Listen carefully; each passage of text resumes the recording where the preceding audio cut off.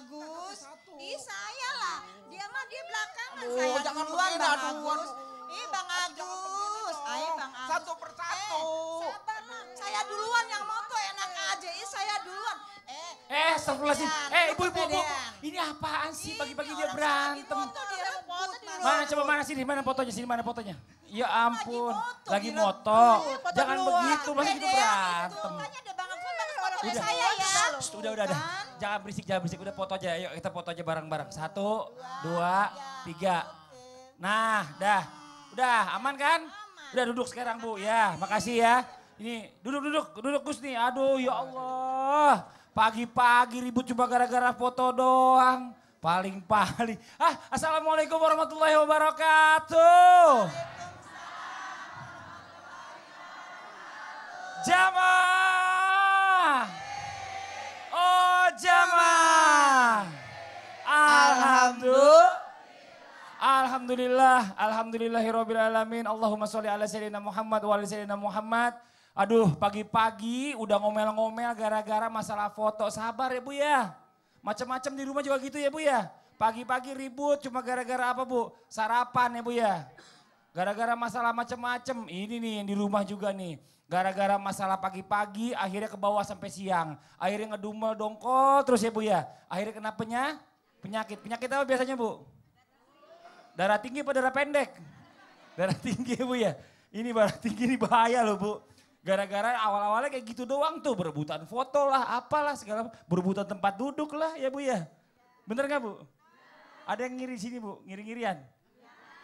Tapi gak berantem kan Bu ya. Ini Masya Allah. Ini hari ini kita ngebahas tentang tema yang luar biasa nih. Yang sama-sama perlu kita pahami, kita pelajari. Tema kita pagi hari ini adalah si pembunuh diam-diam. Apa Bu? Si pembunuh diam-diam. Si pembunuh diam-diam. Serem ya Bu ya? Kalau diam-diam dibunuh. Dibunuhnya sama apa? Sama penyakit Bu. Ih, si pembunuh. Diam-diam. Oh, 1, 3. Si pembunuh. Kalau ini mah maling ayam itu kayaknya. ini Masya Allah nih luar biasa nih. Emosi bahkan marah pastinya tuh fitrah sebenarnya ya. Setiap orang itu pasti pernah marah. Nggak mungkin nggak pernah marah. Ibu nggak pernah marah Bu? Pernah. Pernah apa sering? Sering justru Ibu ya. Ini nih yang bakat-bakat darah tinggi nih.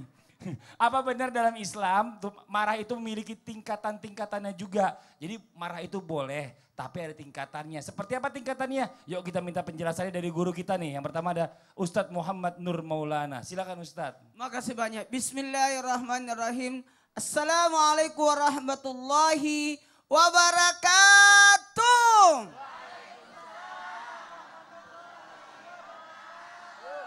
Alhamdulillahirrabbilalamin. Allahumma salli ala sayyidina Muhammad wa ala sayyidina Muhammad. Jamaah. Oh jamaah. Alhamdulillah. Hujjatul Islam Imam Al-Ghazali menyebutkan ada 3 tingkatan kemarahan. Artinya kita harus menyikapi marah itu. Ada marah yang masuk kategori tingkat kewajaran. Ada marah yang dalam artian tidak wajar. Artinya melebihi kewajaran. Ada juga di bawah dari kewajaran. Karena marah sebenarnya itu penting juga sih sebenarnya. Karena marah itu adalah aplikasi dari bentuk apa? Pertahanan diri. Itu marah apa kaget Ustadz? Itu kaget kayaknya. Kaget. Tingkat kewajaran, wajarlah dia marah. Kenapa wajar marah? Karena ditunjukkan untuk membela diri. Untuk membela diri ini wajar. Bu, kalau ada perampok datang atau pencuri datang, apa ibu mempersilahkan? Silakan. Ibu harus membela diri. Bu, apalagi membela agama. Membela kehormatan. Kalau sudah masuk ke ranah agama, ranah kehormatan, agama yang dihina, apalagi Quran diinjek-injek. Bu, marah enggak? Marah. Ibu, tulisan Al-Quran selembaran jatuh, terus ada yang lewat. Ibu ambillah. Makanya kalau ada undangan, kertas-kertas undangan itu, saya dulu di pesantren dianjurkan untuk semua santri untuk bergerak berjalan. Untuk apa? Untuk mencari undangan yang ada tulisan basmalahnya. Sebenarnya jangan, itu kan satu ayat Bu. Banyak bismillahirrahmanirrahim, pakai ayat lagi. Wa min ayati an khalaqakum, tulis, habis itu dibaca orang pasti buang kan? Ketemu di tempat sampah. Kenapa tidak ditulis Indonesia aja? Nih makanya tugas kami dulu seperti itu. Apalagi ada tingkat yang melalaikan. Yang mana tingkat melalaikan? Yang yaitu yang dibawa dari kewajaran. Sudah harus marah tapi dia tidak marah. Ini bahaya ini. Ini bahaya. Contoh, istri diganggu. Sosok suami harus gira, harus cemburu.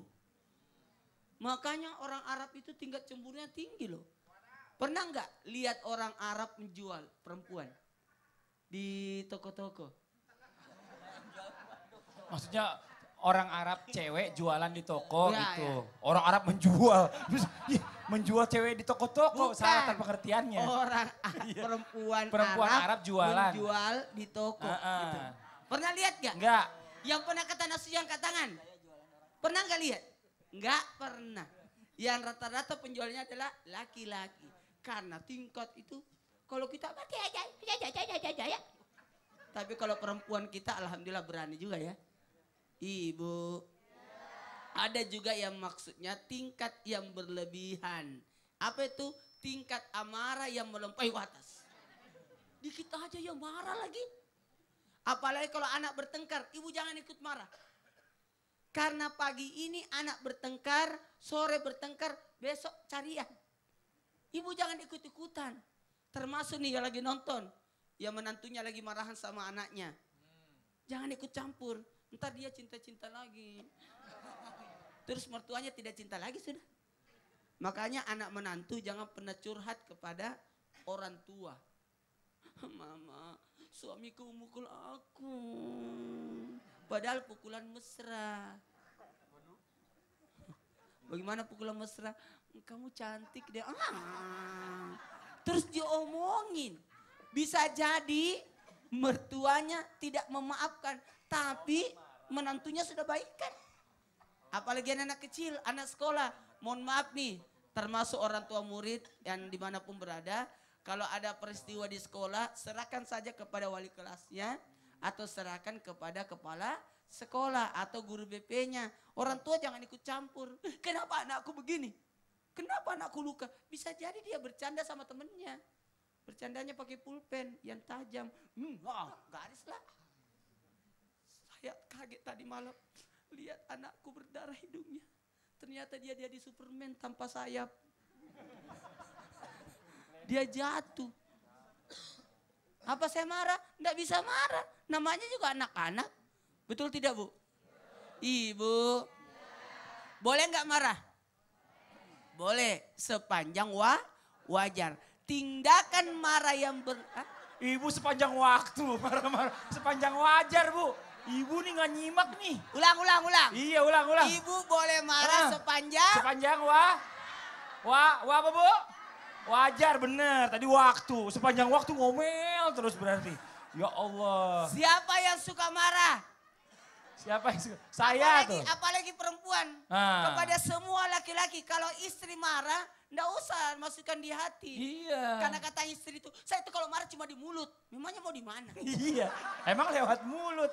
Masa lewat yang lain? Jangan marah, jangan dendam sama saya Kak. Kalau saya marah cuma di mulut. Iya. Memangnya dia marah di mana? Masa mau marah di jidat? Gak mungkin. Ustadz jazakallah khair, makasih banyak Ustadz. Udah diingetin nih, Masya Allah. Mudah-mudahan bermanfaat buat semua. Alhamdulillah. Jamaah.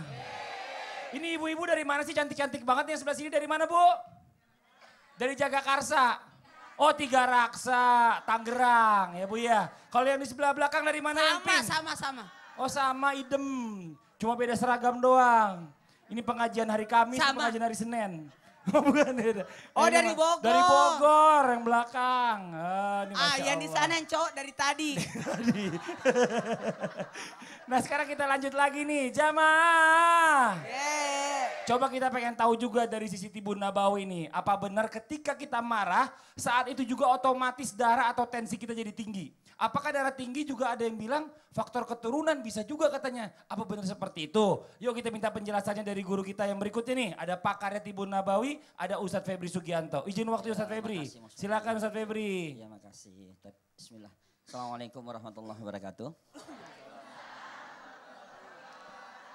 Alhamdulillahirrabbilalamin. Asbahna ala fitratul Islam. Bikalimati ikhlas. Wa ala dini nabiyana Muhammad sallallahu alaihi wasallam.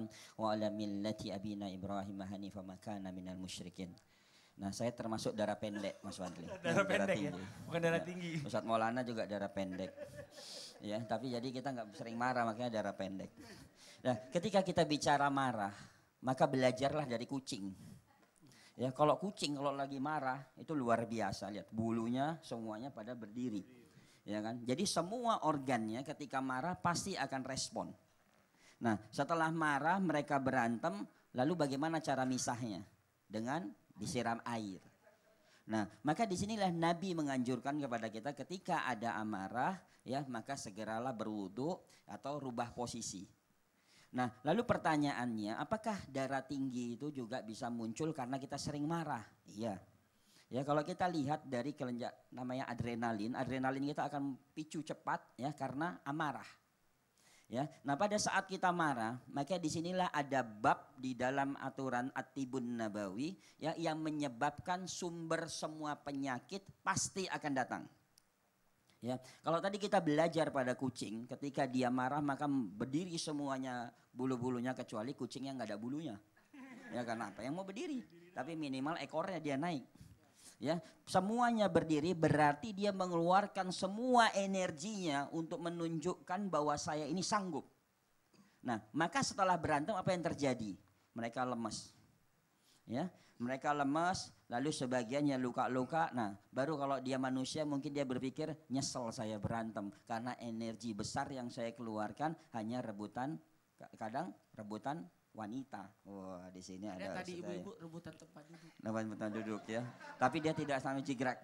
Rebutan tempat duduk tadi. Nah, ya. Nah, lalu apakah misalnya darah tinggi itu merupakan turunan? Nah, kalau kita bicara tentang At-Tibun Nabawi, penyakit yang disebabkan turunan, nah Ibnu Qayyim mengangkat itu hanya 1%, Bu.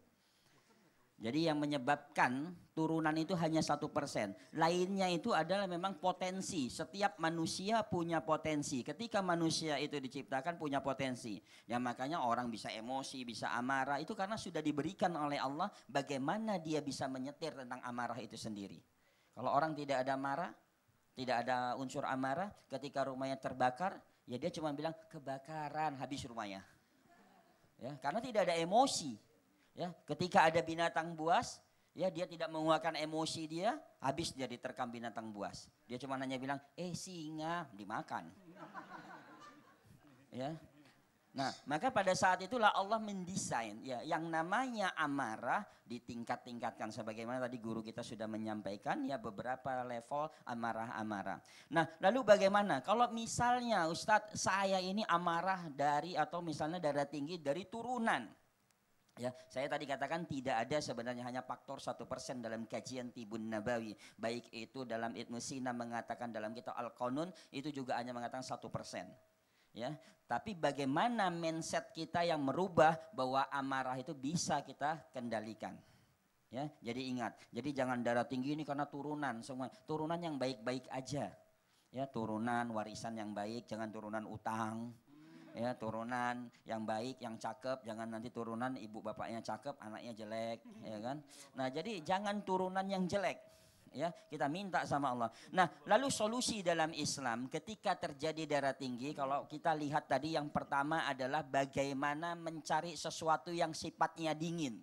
Karena amarah itu adalah api, amarah itu adalah panas. Makanya para ulama mengatakan sederhana, kalau kalian mau lihat wajah setan yang sebenarnya ketika marah bercermin, itulah setan yang sebenarnya. Ya, karena apa? Itu adalah api. Maka para ulama mengatakan, Ibnu Rus mengatakan bahwa kalian ya ketika kalian marah maka adamkanlah atau dinginkanlah dengan air. Nah makanya salah satu herba yang paling baik adalah timun. Ya ini timun bagus nih ya. Jadi di jus timun minum. Ya atau jus belimbing. Ya tapi jangan pakai es. Ya jadi pakai jus belimbing dibuat diminum. Ya ini insya Allah. Nah lalu ada juga yang sederhana. Bisa tekanan darah tinggi, ini pengalaman saya waktu dulu di kuil. Saya pernah belajar di salah satu kuil di Thailand. Ya kan saya riset tentang keilmuan. Nah ternyata mereka menurunkan tensi tekanan darah itu dengan senyum. Ya maksudnya dengan senyum, tapi saya nggak dilihat karena Tapi ke Thailand bukan operasi kan Ustaz? Bukan. Takutnya kalau ke Thailand kuil kan, kalau Thailand kan biasanya familiarnya kayak gitu. Betul. Jadi belajar di kuil, belajar apa nih Ya, Ustaz? jadi dulu saya memecahkan tentang salah satu hadis Nabi tentang misteri 5 waktu sholat. Oh, Nah 5 waktu sholat, nah ternyata mereka ada teori tentang 5 organ. apa tuh? Nah teori 5 organ ternyata ya begitu, organ jam sekian bekerja, misalnya jam 7, jam 9 lambung kita bekerja. Lambung bekerja. Nah ternyata Islam sudah mengajarkan tentang teori 5 waktu sholat. Nah di sana mereka sederhana, ketika ada tensi tinggi mereka cukup senyum, ya mereka gerak-gerak ringan, nah tensinya turun. Oh bisa gitu ya? Ya tapi jangan senyum langsung di depannya ada kolektor, itu Oh marah iya, lagi, marah lagi. serem. Kalau gila kayak gini ngutang juga, Iya, ngutang siapa juga. suruh ngutang. Makanya. Ini Masya Allah. Jadi kayak gitu ya, bicara masalah tentang penyakit ini kalau bisa masalah marah ini diredamkan juga adalah satunya dengan air. Ini Masya Allah ya. Ya belajar dari kucing. Belajar dari kucing, Betul. jangan sampai disiram air juga kalau Iya, gimana. siap. Ini Masya Allah. Ya, Ustaz makasih, Jazakallah khair, makasih Assalamualaikum. banyak Ustaz atas penjelasannya, mudah-mudahan bermanfaat buat semua. Alhamdulillah. Jamaah. Nih alhamdulillah nih hari ini kita kedatangan bintang tamu ganteng nih. Wih. Assalamualaikum Agus Citayam. Tepuk tangan dong Bu buat Agus Cita. Boleh maju ke depan sini dong. Asistennya nggak diajak? Waalaikumsalam warahmatullahi wabarakatuh. Oh, dijawab salam dulu, telat nih orang nih. Orang dari tadi jawab salam salaminnya. Si asisten nggak diajak? Asisten diajak. Diajak mana? Nggak ada sih, nggak ngeliat tadi. Ada. Denny Cagur kan? Itu bos. Oh itu bos. Ya Allah, ini kebalik atau gimana sih? Ini Denny Cagur apa Agus Citayam? Agus Agus Citayam. Citayam. Bukan Denny Cagur ya? Bukan. Nah ini Bu Masya Allah Bu, Agus Citayam ini ya, ini dulunya dia sempat jadi asistennya Denny Cagur. Tepuk tangan dulu dong buat Agus Citayam nih. Terima Sekarang kasih. jadi orang hebat. Ini orangnya Amin. penampilannya kayaknya kelihatannya cool Bu ya, kalem ya Bu ya. Kalau punya suami kayak gini kira-kira sering marah gak Bu? Nggak pernah Bu ya? Istrinya yang marah-marah kayaknya Bu ya. Coba kita pengen tanya dulu nih. Kita pengen tahu juga. Kalau Agus, pernah nggak marah bener-bener sampai marah banget, emosi banget? Pernah nggak? Kalau untuk marah, ya ini perlu diingat dan digarisbawahi ya. Oh di garis bawahi. Semua. Bentar, saya cari penggaris dulu. Saya nggak bawa penggarisan. Garis bawahi ya. Terus Semua manusia itu pasti mempunyai ego atau marah. oh gitu. Itu sudah manusiawi. sudah manusiawi. Oh ya Allah. Tapi untuk marah, benar-benar marah, ya mungkin ada beberapa. Ada beberapa apa nih? Tidak semuanya. Tidak semua manusia. laki-laki. Oh tidak semua manusia. Kira tidak semua laki-laki. Terus. Tapi kalau berbicaranya per individu, Per mengenai individu. saya, Heeh. ya Pernah itu nggak? benar. Saya pernah mengalami. Gara-gara apa tuh? Itu gara-gara sesuatu dan lain hal. Sesuatu dan lain hal kira-kira apa ya masalahnya ya? Sesuatu dan lain. Iya masalahnya apa kan kita pengen tahu. Gitu loh.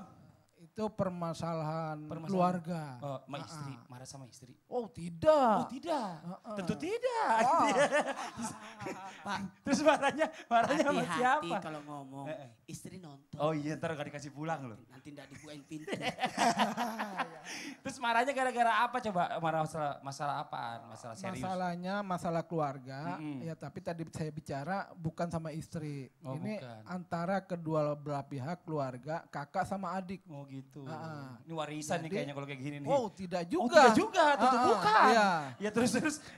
Main tebak-tebakan nih kita nih. Jadi perinciannya sebagai berikut Perincian cek sebagai- dua, Heeh, kakak titik dua. saya adik. Oh. Nah, jadi saya di tengah-tengah nih. Di tengah-tengah. Nah, kakak sama adik Oh. berkelahi. Berkelahi, Ah, baku hantam. nah begitu. Oh begitu. Ah, iya. Terus Agus kena kepukul di tengah-tengah jadi marah. Ya udah deh, nanti kita lanjutin lagi. Ini ngomongin serius banget nih aku Citayam nih, Masya Allah luar biasa. Nih coba kita pengen tanya sama dokter. Dokter boleh kesini sebentar dokter. Nih Bu ada dokter ganteng nih Bu ya. Ganteng gak Bu dokternya Bu? Oh luar biasa. Makasih. Dokter Rizal Aidrus. Bukan Ustadz Maulana. Coba dokter kita pengen tahu juga nih, dari sisi medis nih ya. Kenapa sih kalau abis marah-marah tuh badan tuh langsung capek. Bener gak Bu? Kalau abis marah capek gak Bu? Udah gitu lapar ya Bu ya? Iya, jadi Bu makanya badannya pada gede-gede katanya. Terus kalau cewek itu badan gede ini sampai berarti nangis. suka marah ya. Sampai Berarti badan nangis. gede tadi kalau suka marah berarti. Suka marah. Ya, jadi sebenarnya sama dengan yang dibilang Ustadz tadi ya. Jadi pada saat kita marah, kenapa badan tuh langsung capek? Kalau masalah nangis itu kan respon orang beda-beda, ada yang bisa sampai nangis. Kalau capek gini, karena pada saat kita marah, kelenjar adrenal kita itu akan mengeluarkan yang namanya adrenalin, ya. Si adrenalin ini akan buat vasokonstriksi atau penyempitan pembuluh darah. Nah, makanya akan terjadi tekanan darah tinggi dan pada saat penyempitan pembuluh darah ini sel-sel tidak akan mendapatkan oksigen yang banyak dan bisa badan itu terasa langsung lebih capek. Gitu. Dan karena ada fluktuatif si darah yang tiba-tiba normal tiba-tiba langsung tekanan tinggi. Jadi kayak ada shock, orang bisa keringat dingin, orang bisa badan capek, bahkan itu yang ada yang sampai menangis, ada sampai stroke. Oh, astagfirullahaladzim. Jadi Gitu. gitu, ngerti gak Gus? Ya aku ngerti. Tapi kalau ngelihat dari tadi penjelasan muter-muter, saya sampai sedikit emosi Apa ngedengarnya. emosi dari Mama Agus kan? Saya juga emosi. Kelihatan ya? Enggak saya tahan lah. Iya, Alhamdulillah iya, enggak iya. lah ya. Jadi Iya. ngerti Gus, tadi penjelasannya gimana? Bisa dijelasin ulang? Ya udah nanti kita tunggu nanti aja deh ya, sabar kalau gitu. Oke, ini buat jemaah yang ada di rumah jangan kemana-mana. Setelah ini kita akan lanjutkan lagi pembahasan kita, penjelasan kita nanti akan didengarkan. Kita akan mendengarkan penjelasan dari guru kita, ada Dr. Rizal mengenai apa pasti sesuatunya yang bikin kita penasaran. Dan juga nanti kita akan seperti biasa ya, ada praktek yang praktis yang bermanfaat buat kesehatan. Pastinya harus saksikan terus nih. Tapi sebelumnya sama-sama kita simak dulu ada penampilan luar biasa dari kawan-kawan kita Nas Indonesia. Silakan kawan-kawan Nas.